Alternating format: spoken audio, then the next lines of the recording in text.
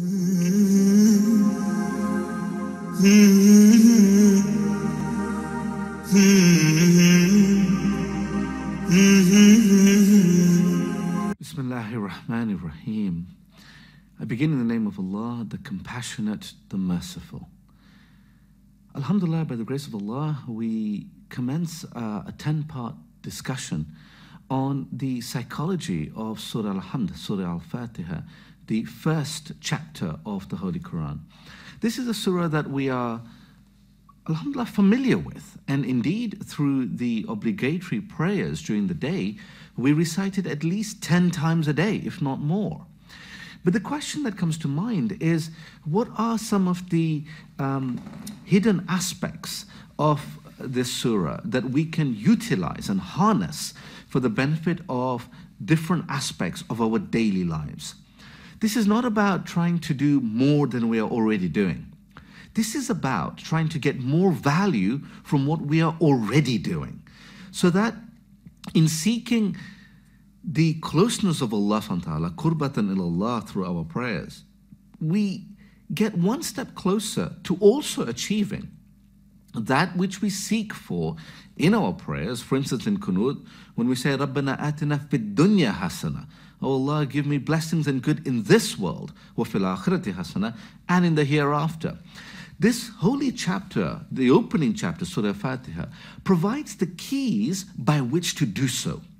And inshallah, by the grace of Allah, over the course of our 10 discussions, we may look at different aspects of each of these verses and how we can harness the inherent psychology within these verses for our spiritual benefit as well as our benefit in this world, with particular regard to how we may be able to improve our mental health, to improve any experiences of anxiety or depression we may be suffering, and indeed to provide an inoculation, a form of vaccine to reduce the likelihood of us suffering these difficulties going forward.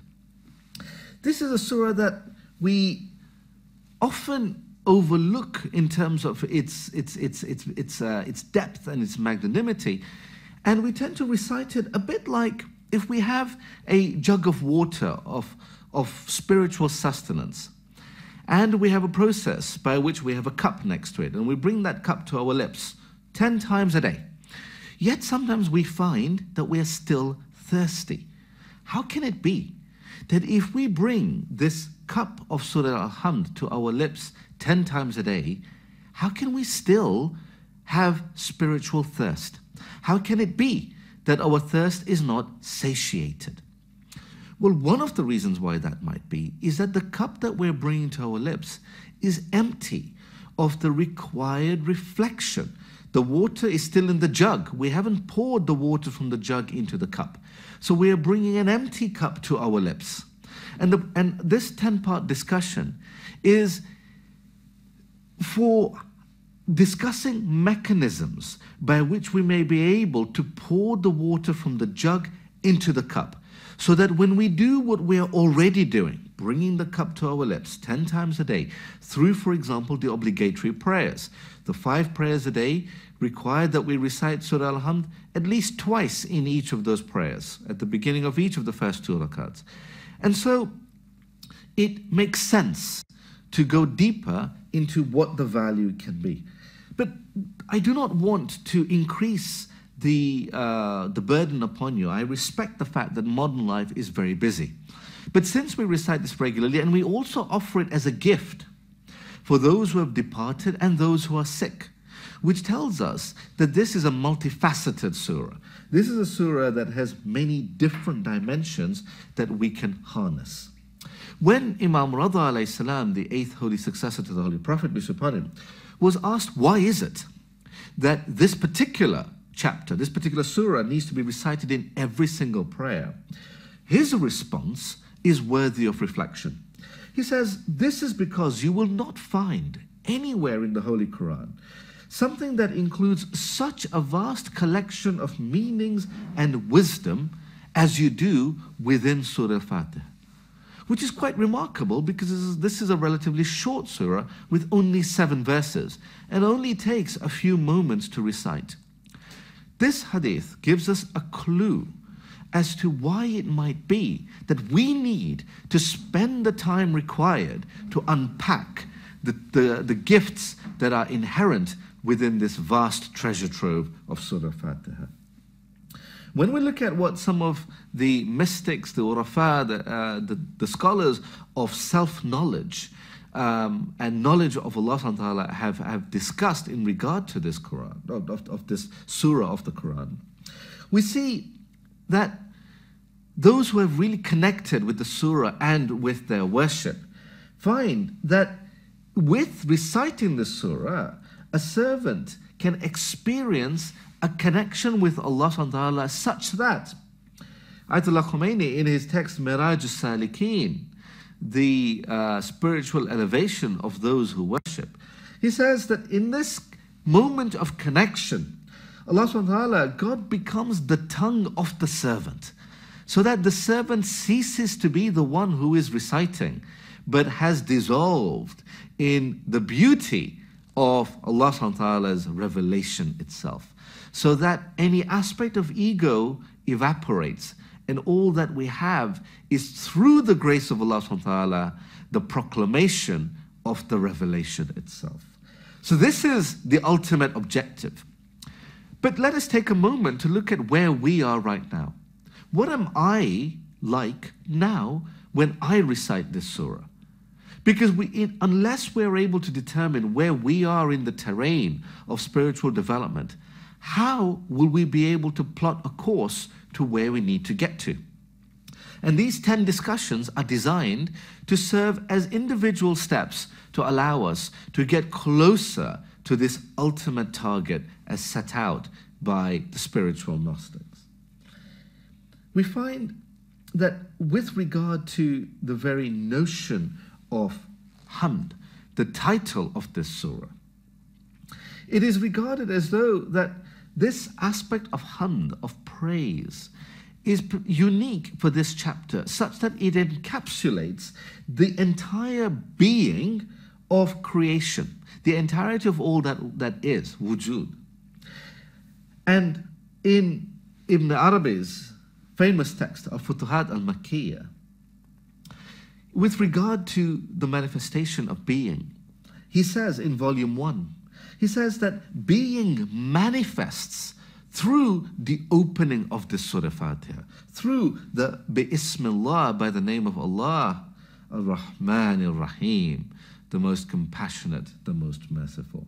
So this has wider existential dimensions, that the entirety of being itself, and therefore our own being, is reflected within our recitation of the surah, Alhamdulillah, the surah of praise of the one who brought about existence itself. And in this, our first discussion, let us embark upon just a brief overview of the surah.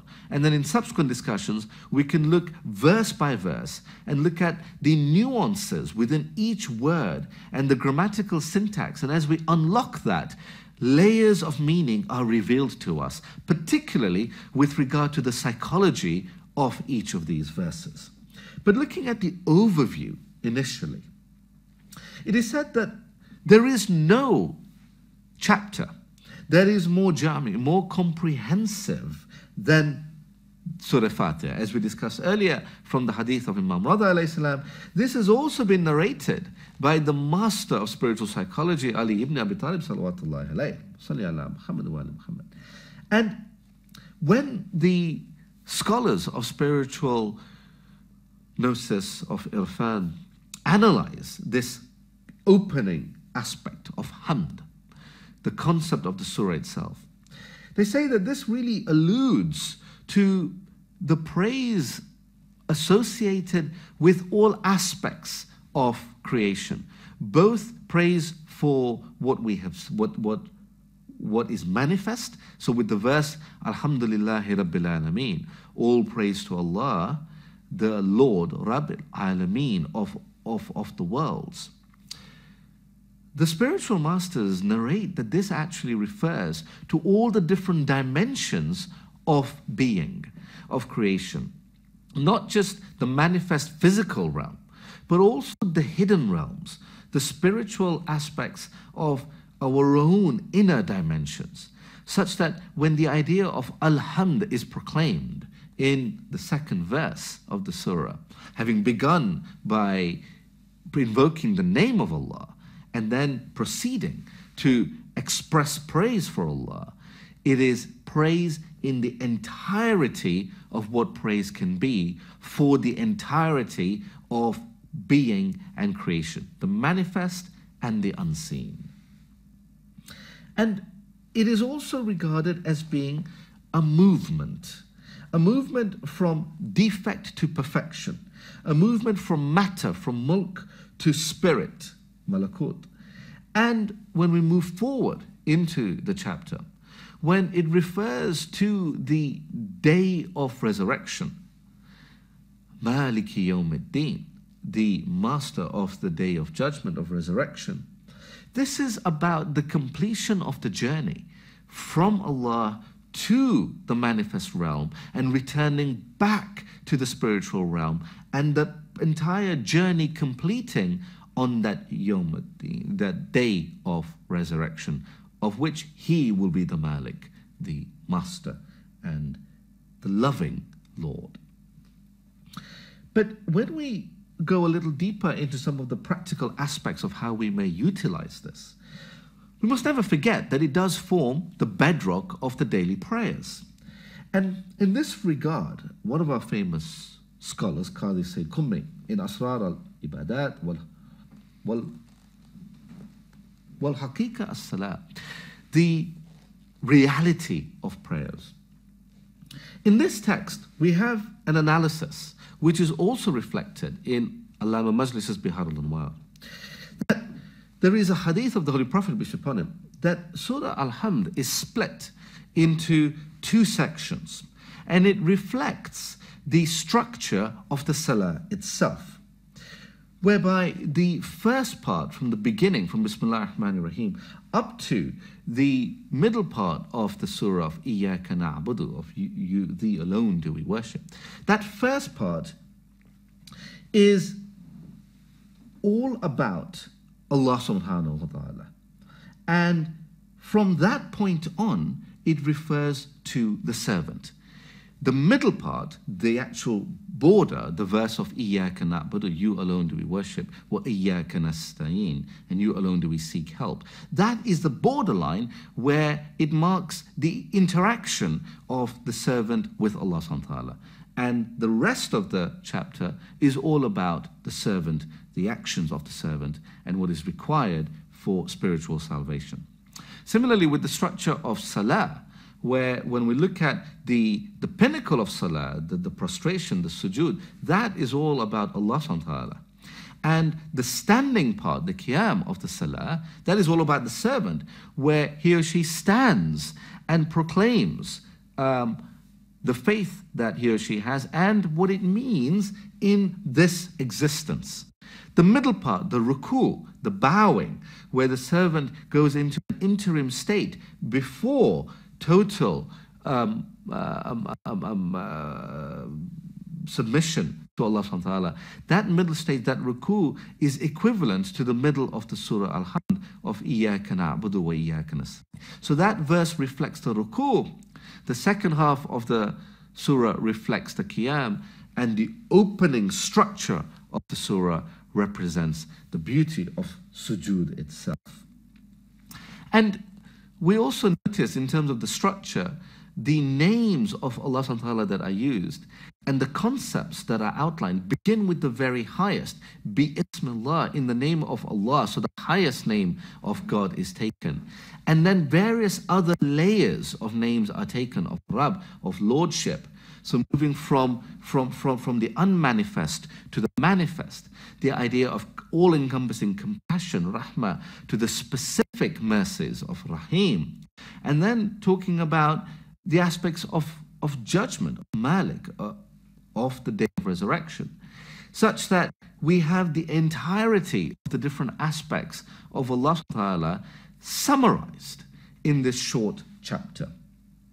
But it raises a question of, when we engage with this surah, why is it that we may not necessarily experience the kind of connection that some of the spiritual masters, the Urafa, talk about with regard to what we discussed earlier, whereby in the recitation of this surah, the reciter is dissolved into the one who is being described, so that Allah subhanahu wa ta'ala becomes the tongue of the reciter in the manifestation of Tawheed, so that there is only Allah subhanahu wa ta'ala as the only true being.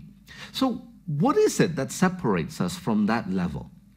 Well, one of the aspects we see is appreciation for what we actually have. All too often, because of our familiarity with the chapter, with the surah, we tend to forget just how valuable it is.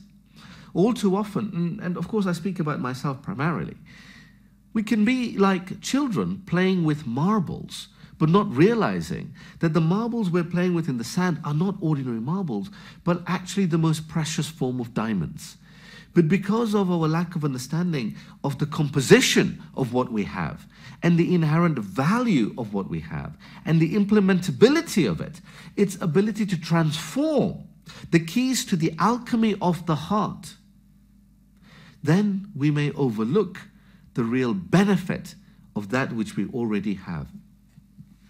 And in that regard, we have an anecdote of a student who was regularly late to his classes because he was studying in early medieval days, and there were not regular ferries because he had to cross to go from one side to the other.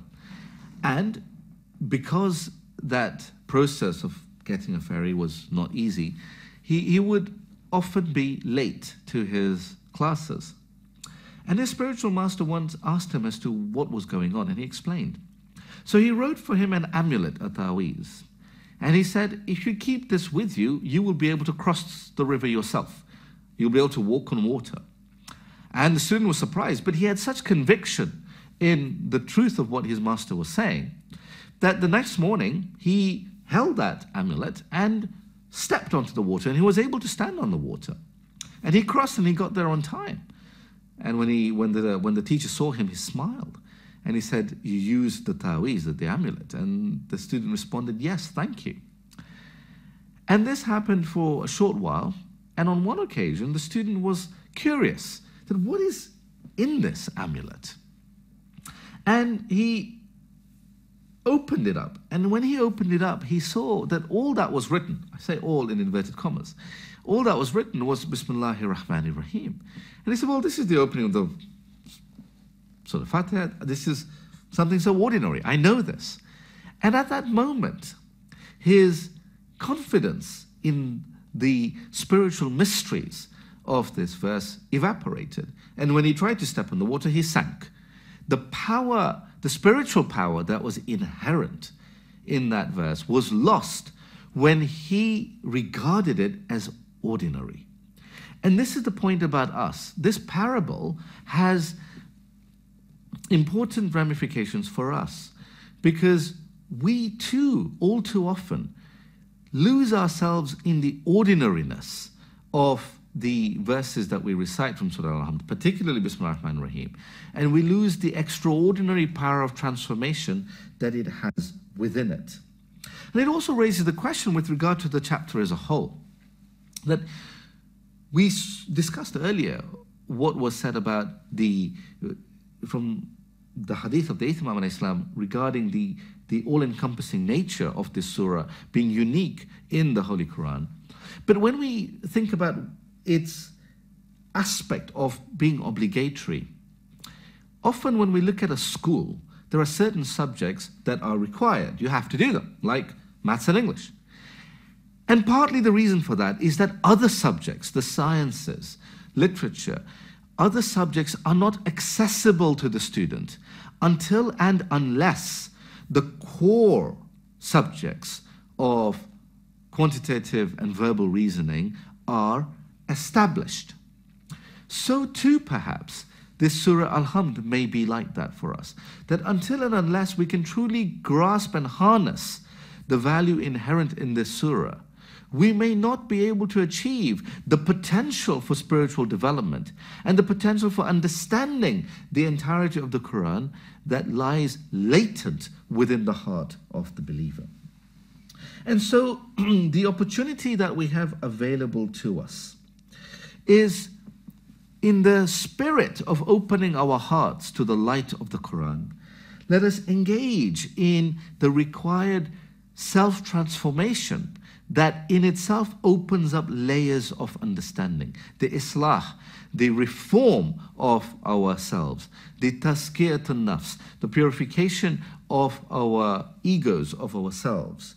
And from a practical point of view, let us in this moment think about, in the name of the power of the Surah Al-Hamd, let us identify one negative trait we may have that does not reflect the hamd, the praise of Allah subhanahu wa ta'ala, and the Surah of Fatiha that is inherent.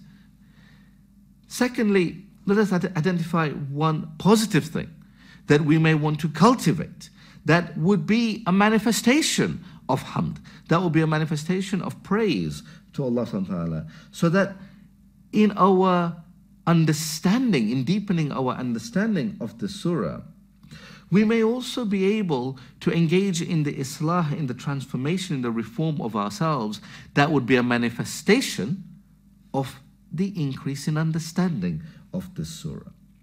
And this psychological process of identifying our strengths and weaknesses, of things that we want to develop, is essential. Because one of the opportunities that this Surah Al-Hamd gives from a psychological point of view is the process of reframing. Reframing different aspects of our inner life. Firstly, regarding our problems, it allows us to reframe the challenges and problems we have into the overall context of the magnanimity and the absoluteness of Allah subhanahu wa ta'ala, so that the relative aspects of our problems dissolve in the absoluteness of Allah subhanahu wa ta'ala, giving us confidence that through His help and through His name, bi Ismillah, through His name, we may be able to confidently address the challenges we face. But equally, with regard to psychological weaknesses of arrogance and excessive pride and conceit, we may also be balanced in that and be free from those weaknesses by reflecting upon how these relative achievements pale into insignificance with regard to the absolute vastness of creation itself. And again, it allows us to concentrate on how, regardless of how big our problems may be, or how impressive, supposedly, our achievements may be, in the vastness of Alameen, of all of creation, of all the worlds, both the manifest and the unseen, that all praise, Alhamd, truly belongs only to Allah subhanahu wa ta'ala. And through that process, we may galvanize all the resources we have internally. And we may, with confidence, step forward with the rest of our day, having recited this chapter of Alhamd, invoking His grace for enabling us to truly return to the grace that we have been promised that we come from, and to which we will inshallah return once again. Let us end with a short prayer for those who have given us the keys to unlock some of the gems hidden within Surah Al-Hamd, and to end with a Fatiha, with a Surah of Al-Hamd for those who have departed, having given us these gifts. Surah Al-Mubarakat Al-Fatiha. With a Surah of Al-Hamd for those who have departed, having given us these gifts. Surah Al-Mubarakat Al-Fatiha.